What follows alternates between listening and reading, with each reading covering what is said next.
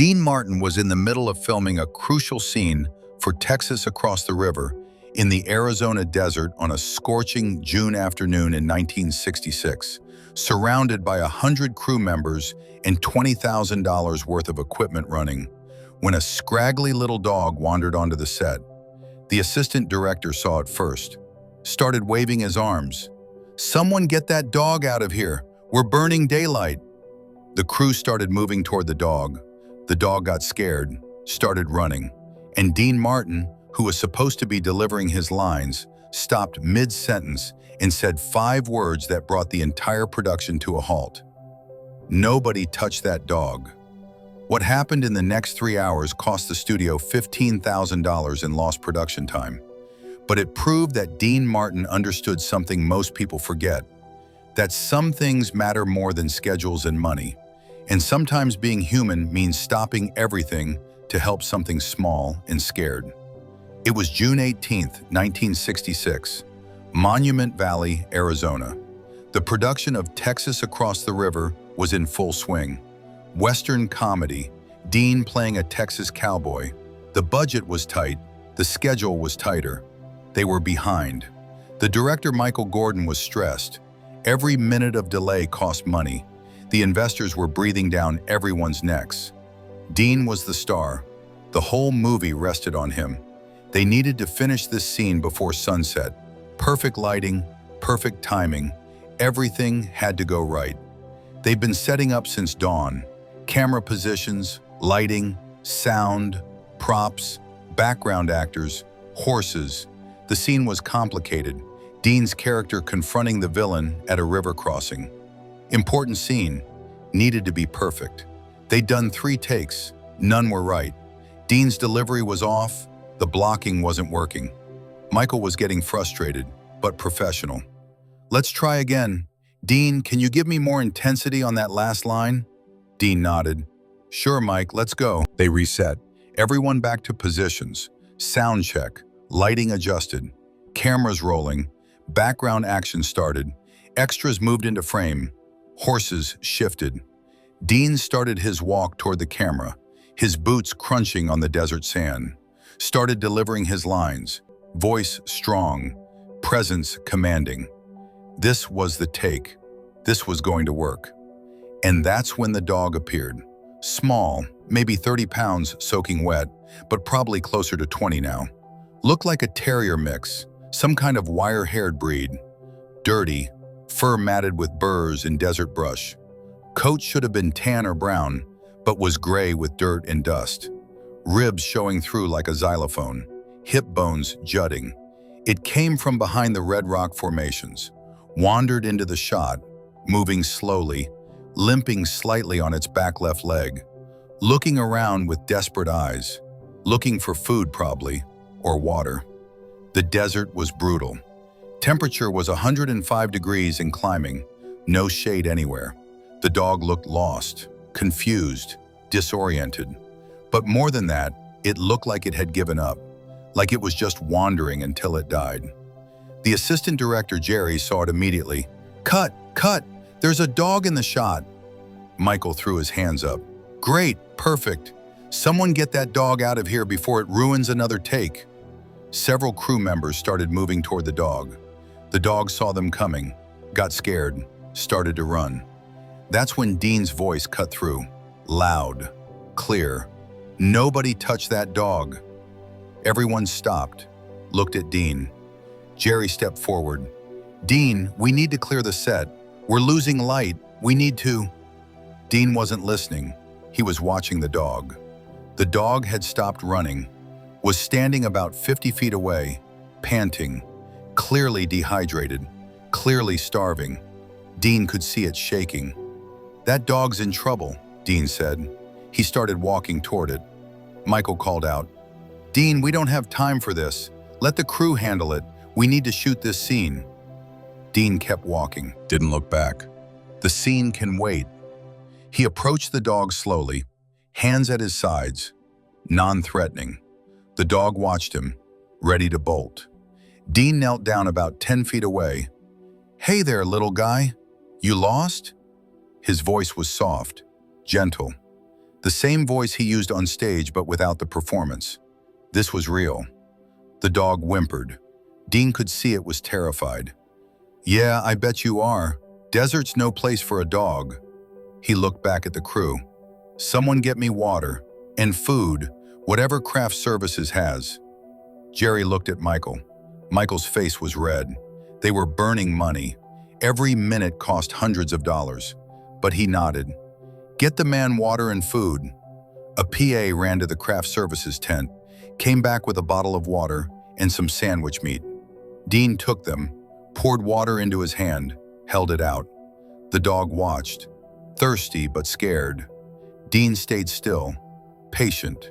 Finally, the dog took a tentative step forward, then another, came close enough to lap water from Dean's hand. Dean kept his other hand still, let the dog drink. "That's it, good boy, or girl, can't tell from here." The dog drank, desperately, messily, water dripping from Dean's hand onto the sand. Dean kept refilling his palm, let the dog drink as much as it needed. "That's it, good boy, or girl, can't tell from here, but you're doing great, keep drinking." The dog drank for 2 full minutes, then backed up, cautious again, still not trusting completely. Dean tore off a piece of sandwich meat, turkey, tossed it gently toward the dog, underhand, gentle. The dog snapped it up, ate it in one gulp, hungry, desperately hungry, the kind of hungry that comes from days or weeks without food. Dean tossed another piece, closer this time. The dog came closer, ate.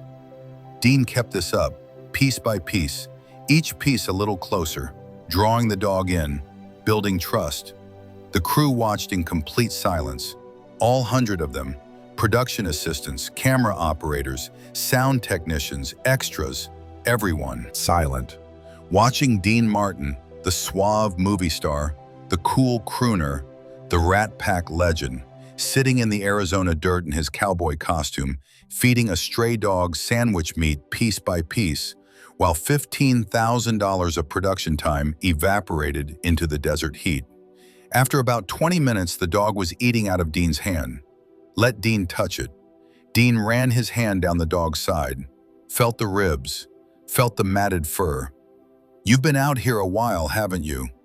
The dog looked up at him. Dean could see the eyes, smart eyes, trusting eyes. This dog had belonged to someone once, had been loved, then lost or abandoned. Dean stood up, picked up the dog. It didn't fight, just let him. Dean walked back to the crew. Jerry stepped forward. "Okay, great, the dog's secure. Can we get back to shooting?" Dean looked at him. "Where's the nearest vet?" Jerry blinked. "What?" Dean repeated slowly. "Where's the nearest vet? This dog needs medical attention, dehydrated, probably has parasites, needs to be checked out." Michael stepped forward. "Dean, we're in the middle of nowhere. Nearest town is 40 miles. We don't have time. We need to finish this scene." Dean's voice was calm but firm. "Then we'll finish it after I take care of the dog." Michael's face went purple. "Dean, we're behind schedule. The studio is on my ass. Every minute costs money. We can't just stop production for a dog." Dean looked at him. "Yes, we can, and we are." Michael tried again. "Dean, be reasonable. Let someone else take the dog. You stay here. We shoot the scene. Everyone wins." Dean shook his head. "Not everyone. The dog doesn't win. The dog needs help now. I'm the one who found it. I'm the one who's taking responsibility." The crew was watching, waiting. This was unprecedented. A star holding up production for a dog. The studio would be furious. Michael could lose his job, but Dean didn't care. He looked at Jerry. "Get me a car. I'm driving to town." Jerry looked at Michael. Michael closed his eyes, took a deep breath. "Fine, take a car. But Dean, we're losing the light. We won't be able to shoot this scene today. We'll have to come back. That's another day of crew salaries, location fees, equipment rentals." Dean was already walking to the parking area. "Then we come back. The scene will still be here tomorrow. This dog might not be." He got in a truck, put the dog on the seat next to him, drove off, left 100 crew members standing in the desert watching their star disappear in a cloud of dust. Dean drove to the nearest town, Flagstaff, almost 60 miles, took over an hour on rough desert roads. The dog sat on the seat next to him, looking out the window, then at Dean, then back out the window. Dean kept one hand on the dog, reassuring, "We're almost there, buddy. Gonna get you fixed up." Found a vet, small practice on the edge of town. Dr. Sarah Henderson, emergency walk-in hours on Saturdays, perfect timing. Dean carried the dog in. The receptionist looked up, did a double take. "Mr. Martin? Oh my God." Dean put the dog on the counter. "Found him in the desert. He's in bad shape. Can someone see him right away?" Dr. Henderson came out, middle-aged woman, weathered face, kind eyes. She looked at the dog, looked at Dean. "Bring him back." The exam room was small, clean. Dean laid the dog on the metal table. The dog was shaking. Dr. Henderson examined him carefully, gentle hands, professional. Severe dehydration, at least 10% body weight loss from malnutrition. Some minor injuries on the pads, probably been living wild for 3, maybe 4 weeks, but structurally sound. No broken bones, no infections yet. He'll survive if we treat him now. She started immediately. IV fluids first. Small catheter in the front leg. The dog whimpered but didn't fight. Dean held him. "It's okay, she's helping." Antibiotics injection. Deworming medication. Topical treatment for the paw injuries. Blood work to check organ function. The whole process took 3 hours. Dean stayed the entire time. Held the dog. Talked to him. Never left. Dr. Henderson said, "Most people would have just dropped him off. You didn't have to stay." Dean looked at her. "Yes, I did." Dean drove back to the set. It was sunset. Shooting was done for the day. The crew was packing up. Michael was sitting in a chair looking defeated. Dean walked over, the dog in his arms. "Mike, I'm sorry. I know I cost you a day." Michael looked at him, still angry but also tired. "Yeah, you did. Studio's pissed. I'm probably going to get chewed out." Dean sat down. "Bill me for the lost time. I'll pay it." Michael blinked. "What?" Dean repeated. "Bill me. $15,000, whatever it cost. I'll write a check right now." Michael stared at him. "You're serious?" Dean nodded. "Completely. This was my decision, my responsibility. I'll pay for it. But I'm not sorry I did it. That dog needed help, and I was the only one who could give it right then." Michael looked at the dog, then at Dean. Some of the anger faded. "What are you going to do with it?" Dean shrugged. "Take him home, add him to the family. My kids will love him." Michael smiled slightly. "You know this is insane, right? Stopping a movie for a dog." Dean smiled back. "Yeah, but it was the right kind of insane." The next day they shot the scene. Perfect take, first try. Dean's performance was brilliant, focused, energetic. Michael said later, "It was like saving that dog had cleared something in Dean. He was sharper, more present. Best work he did the whole shoot." The studio never found out. Michael didn't report the delay, fudged the daily production reports. Covered for Dean, because he realized Dean was right. Some things matter more than schedules. Dean named the dog Scout, because Scout had wandered onto the set and found him. Scout became part of Dean's family, lived with them for 12 years. Dean's kids adored him. Dean would tell the story at dinner parties, about stopping production for a dog, about how everyone thought he was crazy, about how he'd do it again in a heartbeat. He'd say, "People ask me why I stopped filming for a dog, like it's some grand mystery. I stopped because that dog needed help and I could help. That's it. That's the whole story. We make things too complicated. Sometimes it's simple. See someone in need, help them. Everything else can wait." Stories like this one deserve to be remembered. The moments when legends proved their priorities. The times they chose compassion over convenience. If you want to hear more stories about the people who shaped an era, the courage to stop when everyone else rushed forward, and the humanity that made them great, this channel tells those stories. Because these aren't just tales about famous people, they're lessons about what matters most. Years later, in 1978, Scout died. Old age, peaceful. Dean was devastated, told his kids, "Scout taught me something I'd forgotten, that being needed is more important than being needed for something specific. That production doesn't stop for dogs, it stops for people who care about dogs. And if you're not that person, what's the point of any of it?" Dean buried Scout in his backyard, put a stone marker. Scout, the dog who stopped a movie and taught a star what really matters. The crew from Texas across the river never forgot that day. Jerry, the assistant director, told the story decades later. He said, "I was furious at Dean.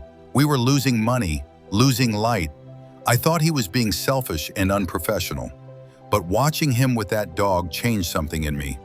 I realized I'd become the kind of person who valued schedules over suffering." Dean wasn't being unprofessional, he was being human, and we'd all forgotten how. That's the Dean Martin story that should be told.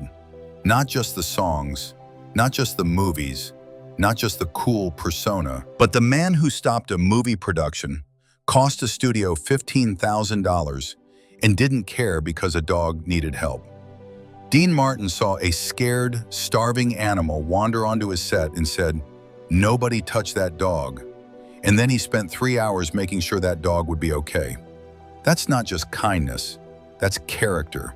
That's understanding that fame and schedules and money mean nothing compared to doing the right thing. Scout wandered onto that set by accident, or maybe not. Maybe Scout was supposed to find Dean Martin that day, to remind him what mattered, to teach a movie star that sometimes the best performance is the one nobody sees, the one where you help something small and scared simply because you can.